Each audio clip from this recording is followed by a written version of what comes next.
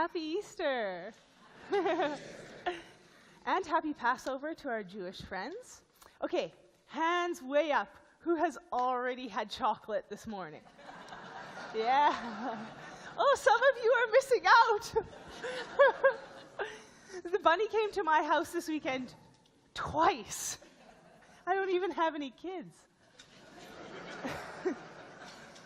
So it's been a good weekend. Welcome to Southminster Steinhauer United. We welcome everyone, all sizes, all bodies, all abilities, all ages, all colors, all cultures, all genders, all sexualities, all religions or none, all people. You're welcome here with your feelings. Holidays can be a time when we're really remembering those who used to be part of our traditions.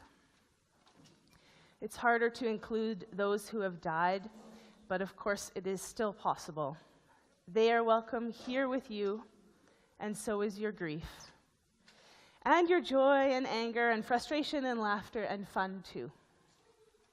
Hello to our online community, our weekly Wednesday Toronto family, the Saskatoon Meewasin crowd, and all the rest. To those who are new or visiting or haven't been here in a while, this circle is yours. Welcome. Easter can be a complicated holiday for many people. We remember the harm and violence committed against children in the name of the Christian tradition at residential schools, and we recognize that the repetition of colonial patterns is far from over today. We commit to living together as treaty people, hearing the truth, and working towards reconciliation and relationship. We also honor the land here, a stopover place for travels and a gathering and meeting place for many nations like the Cree, Blackfoot, Métis, Nakota Sioux, Deneta, and Papas Chase people. We remember the difficult as we move into celebration of spring and of peace.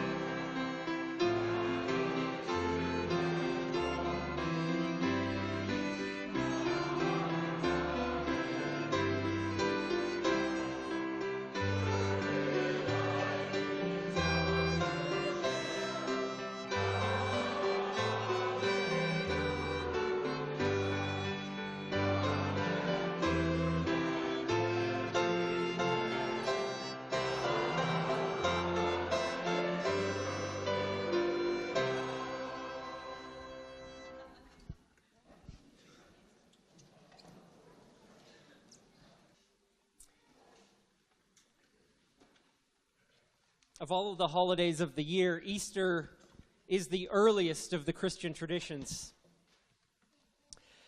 But just because something is ancient doesn't mean that we need to mark it and celebrate it the same way that it was celebrated in the past. We inherit this Easter morning, an old story about a movement leader who was killed and entombed, and friends who found later that tomb to be empty. We've inherited that story and the layers of tradition upon it that have given it meanings like triumph over death or life after death.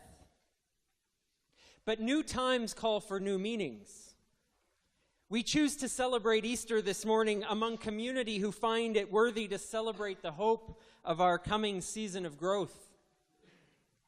We find meaning in celebrating the potential of light returning to our dark winter, and the light of possibility to our often challenging lives.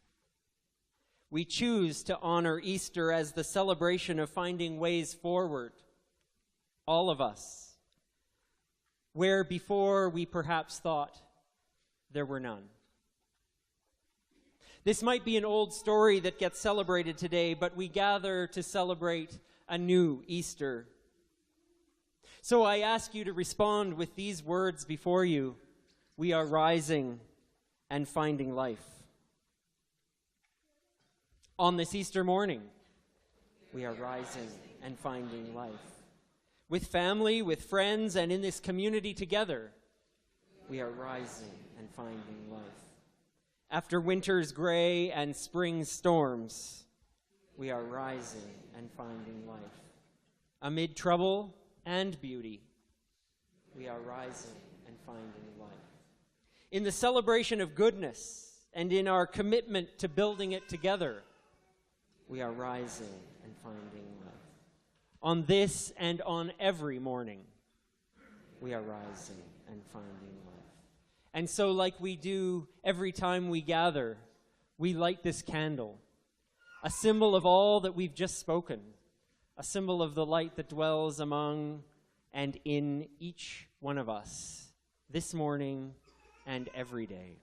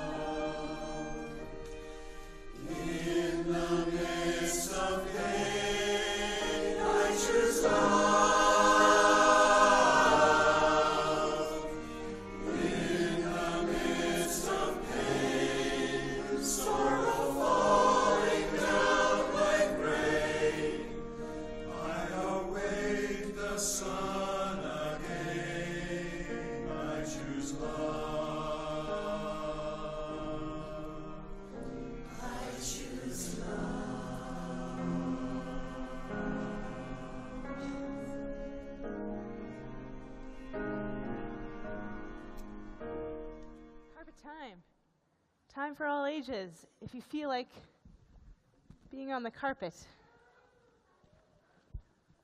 I'll see you here. Do you want this? Okay.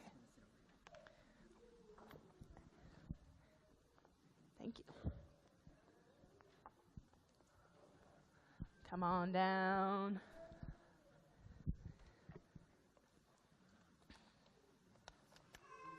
Hello. Hello. I'm Allison. Hi. Hello. I'm Allison. Nice to meet some of you and see you all. So I saw lots of your hands up to the chocolate question. Lucky ducks. What do you think that is? Whoa. Yes. That's where chocolate comes from. Did you know with the chocolate, we're connected to so many people. So many people went into making the chocolate that we ate this morning. We're even connected to plants and rainforests where those plants grow. So obviously that doesn't look like a, well, it kind of does look like a chocolate egg. It doesn't look like a chocolate bar because farmers cut those down, and inside are, we call them cocoa beans, but they're seeds, and those get made into chocolate. So let's think about how the chocolate got to us and all the people along the way that helped get it here. So here's some farmers opening the fruits and getting out the beans. So, go ahead. I have some money. Yeah. Because Allison gave me her wallet.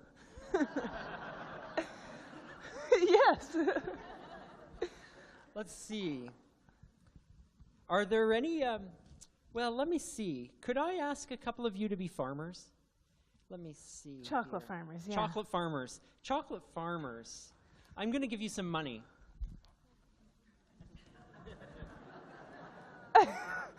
Oh, suddenly we're all chocolate This farmers. is all. This is all Allison has in her wallet. Sorry. Yeah.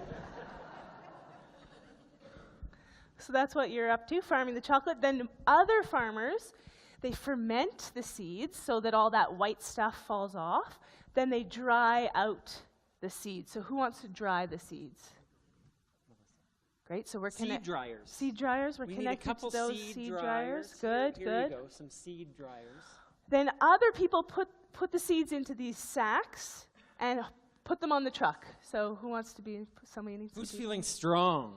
Right, right. Okay, there we go. You're strong. You can lift those. Great. Sacks. Then the sacks go onto trucks. We need a truck driver. And the trucks drive to the boat. Do you see the boat in the background? Yeah. Who always wanted to drive a truck and their mom or dad won't let them?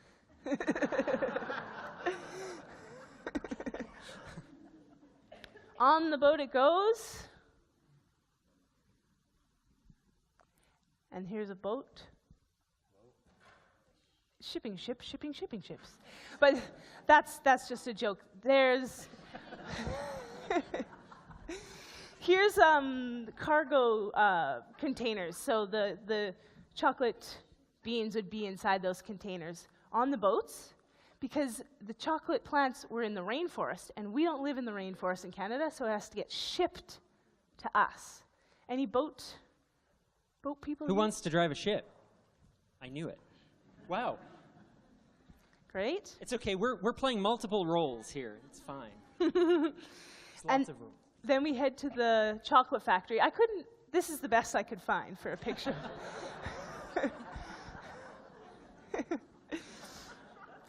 This is probably more like this is empty, don't get excited. This is the actual chocolate factory. So they grind up the beans, yep, exactly, and make it into a paste, and then they can add it into to make chocolate. And so chocolate actually has even more than just the cocoa. There was milk from cows and all those farmers. There was sugar from fields and all those farmers. So with chocolate, we're really connected to a lot of people. Then it gets on another truck, and here's the store where Chris bought this. His actual, here, you take some money. I'll take this. That's a store in St. Albert. Yeah, it made it all the way from the rainforest to St. Albert where Chris got it, and here we are. Great. So that's the path of your chocolate this morning. So I wanted to share that with you so we can remember that we can be thankful for all the people who were involved in our chocolate. And another thing I wanted to talk about was that all those people got paid along the way, and some companies, some chocolate companies, are good at paying their people really fairly, and some aren't as good. But do you see what kind of chocolate Chris bought? Do you see this symbol? That says fair trade. So then you know for sure that all those people along the way were paid fairly. Like, how much did you make there? $1,000. You made $2,000, yeah. Exactly, everyone was paid fairly. Great. So, yes, of course, I have some chocolate here for you. Oh, this might be a lot for this crowd. But go ahead, and as you eat it, you can say a little thank you to yourself for all the farmers and truck drivers and ship drivers. Oh, you've got one from home. Great. Yeah.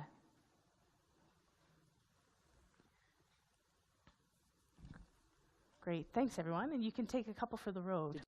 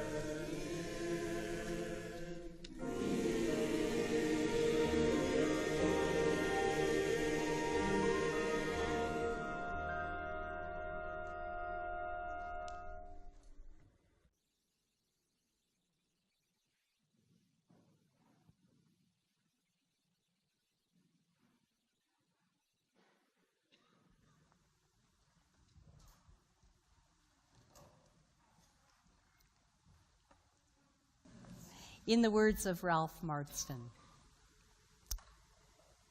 in his poem, Right Now. Stop for a moment and calm your thoughts. Let go of your anxieties and look around you, and what do you see? We see a world filled with beauty. We see a life filled with possibilities. We see dreams being born, being nurtured, and being fulfilled. Yes, there are challenges. Yes, there is sorrow. Yes, there is violence and hatred. But more than these, there is love. There is goodness. There is joy. The future is uncertain. And that means that there's no limit as to how beautiful and joyful we can make it. The best thing we can do for the future is to live with everything we have in the present. Right now, we're in a position to create real, lasting, positive value for the world in which we live. How do we do that? By following our heart. By being the you that's really you. We may have wandered away from ourselves. Now's the time to come home. We know in our heart we're here for a reason, and the pain we feel is that purpose, that reason for living, as it constantly aches to break free. And when it does, we'll be more alive than we could ever have imagined. So we breathe in the beauty around us, the beauty and richness of being alive. It's our gift, our fortune, our blessing. And it's ours to live, to experience, to fulfill. Right now. In the thoughts of this poet.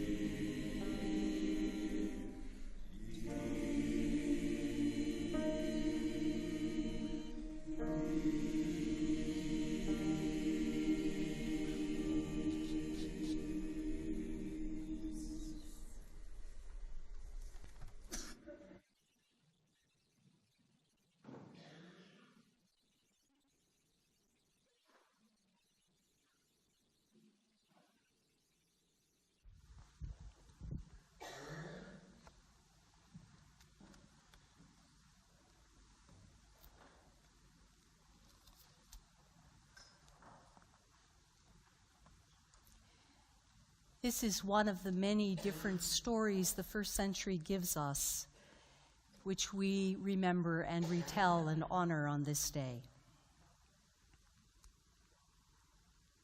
Written more than 50 years after the execution of Jesus of Nazareth, these words to the community of Luke. On the first day of the week, at early dawn, women came to the tomb taking spices they had prepared. They found the stone rolled away from the tomb, but when they went in, they didn't find the body. While they were puzzled about this, suddenly 2 men in dazzling clothes stood beside them, and the women were terrified, and they bowed their faces to the ground. And the men said to them, "Why do you look for the living among the dead?" In this first century story possessed of a good question,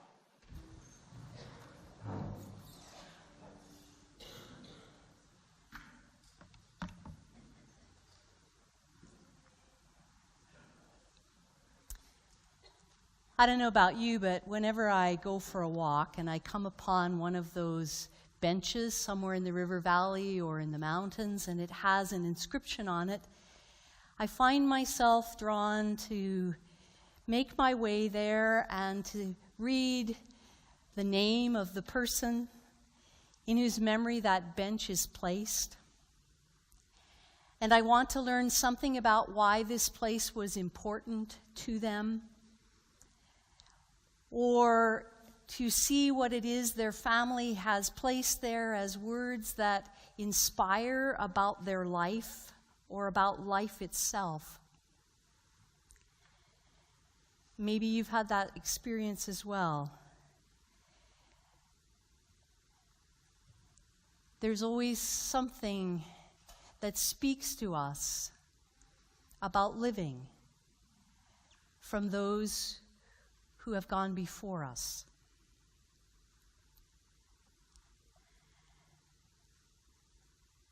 As I meander among tombstones, I'm always looking to learn about the lives of those whose remains are beneath my feet. Or I look to meet a life in a stone that marks its passage. And I notice how many years the person lived and what relationships I can learn about them from the names that are visible on their stone.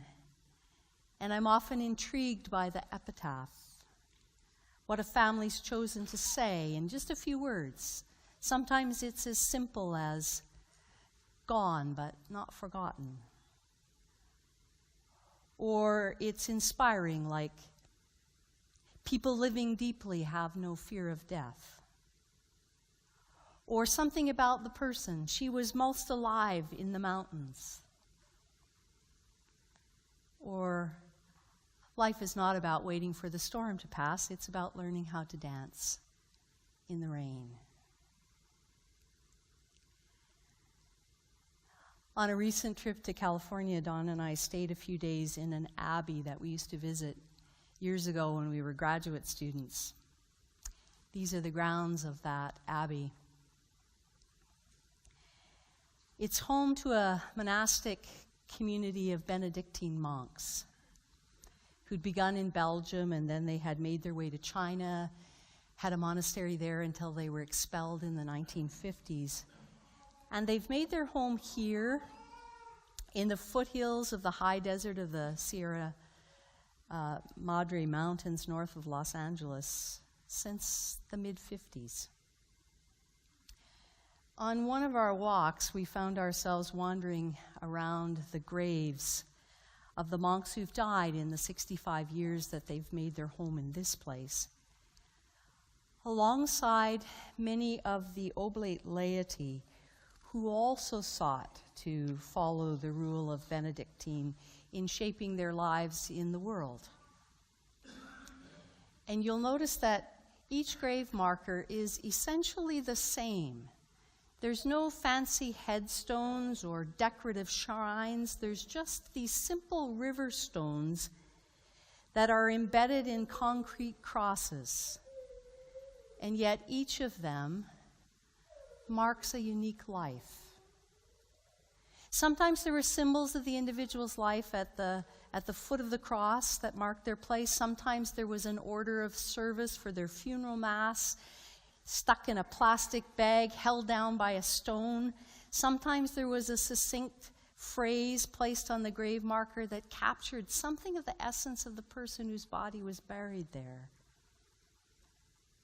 And as we walked among those graves, I was struck by how much life was held in this place for the dead.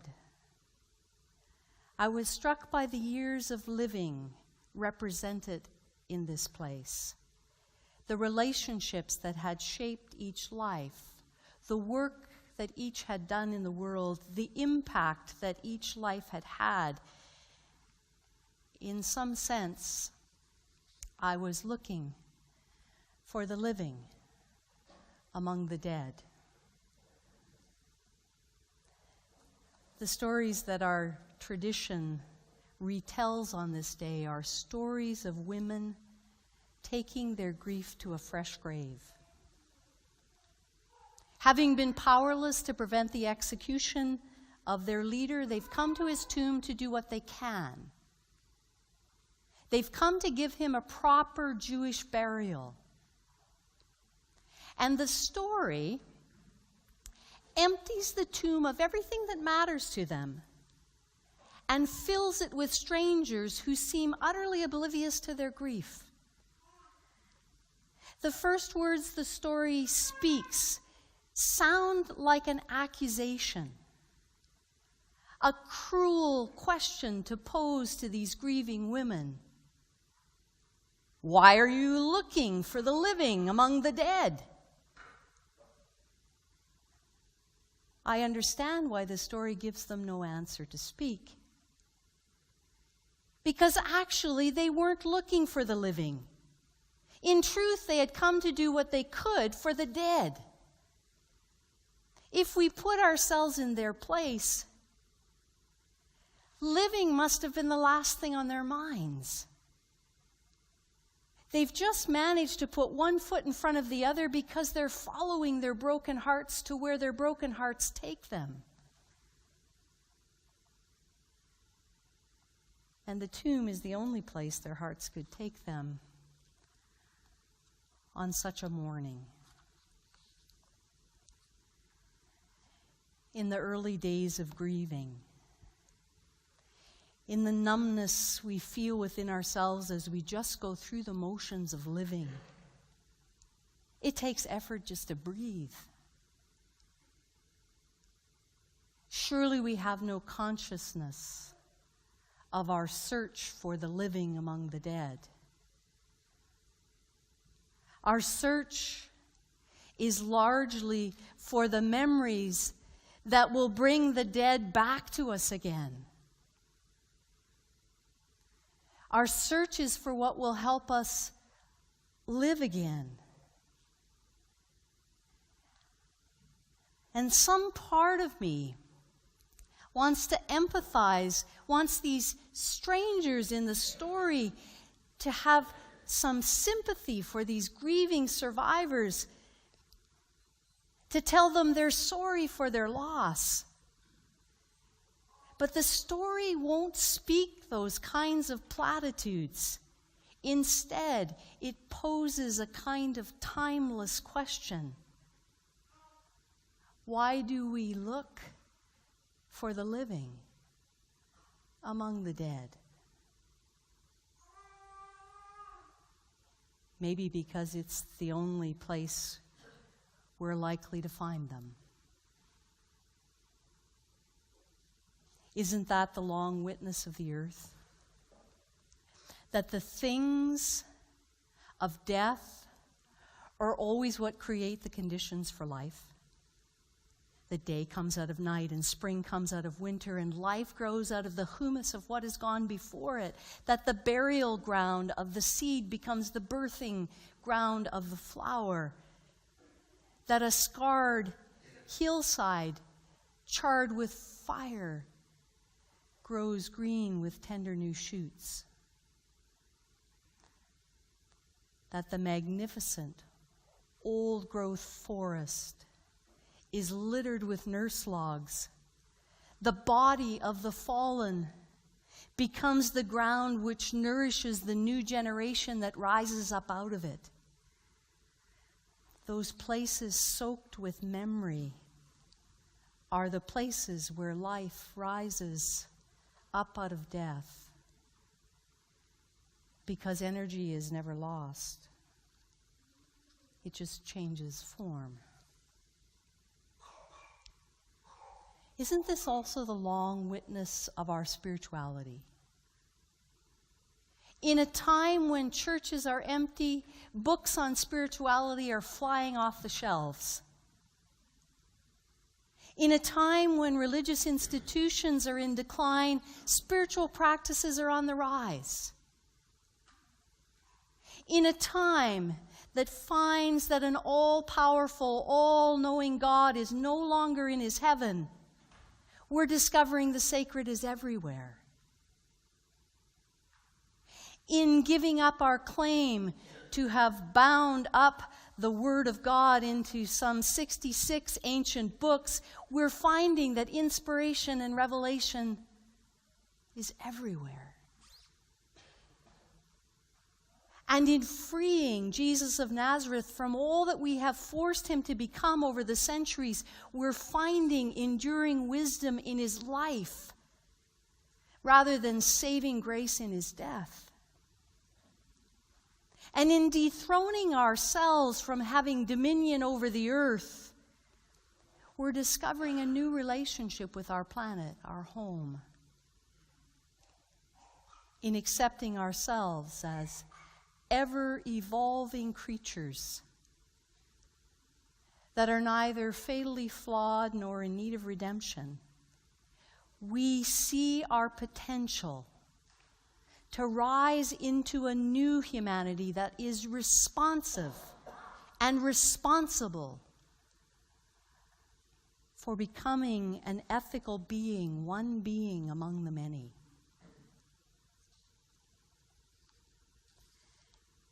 In the world of this story, the women came looking to bury the past. And instead, they walked into the mystery of an unimaginable future. They came looking for a corpse. And instead, they found within themselves the possibility to live in the kinds of ways their teacher had taught them. They came looking to do what they could for the dead. And they found something rising to life in themselves.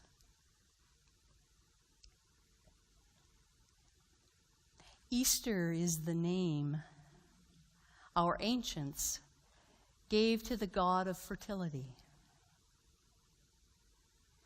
Easter is our name for the experiences we have of awakening to the regenerative nature of life. Easter is every experience we have of finding the living among the dead, of finding hope in the ashes of despair, in finding possibility in the places that reek with impossibility, in finding the places where endings are just beginnings backward. On this day, we celebrate our quest for life, the miracle of resilience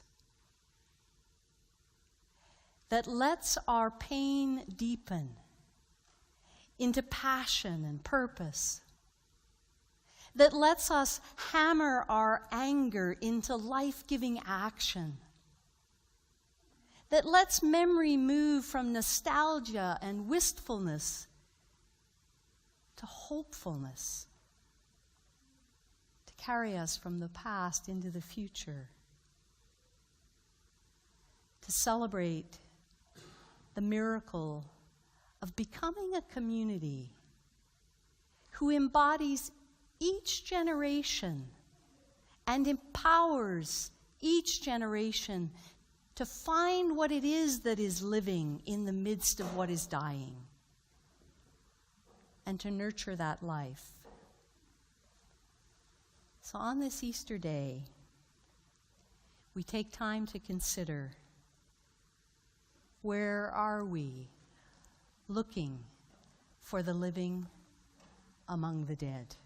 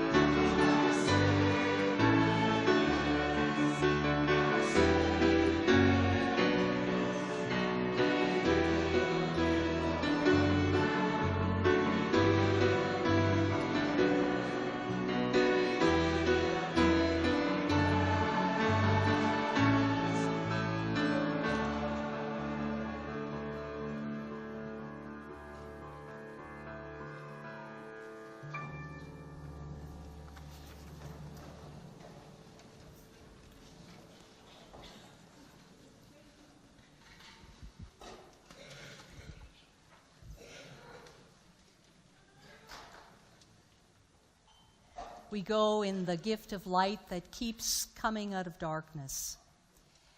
We go in the confidence that we find the living among the dead.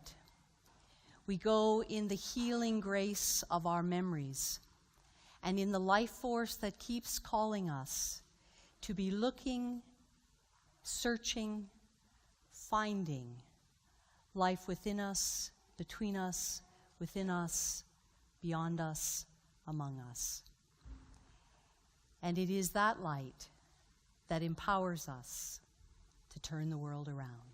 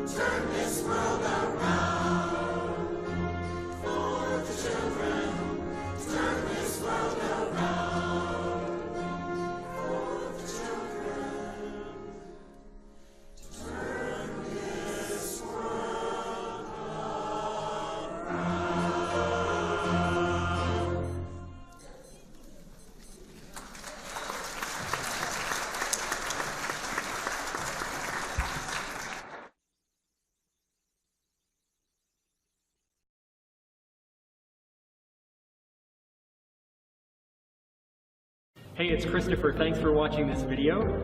If you want to watch last week's video, click this button right here.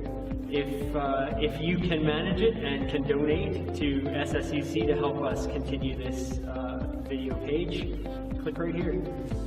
And for any information that you want about SSUC and our programs, visit our website right there.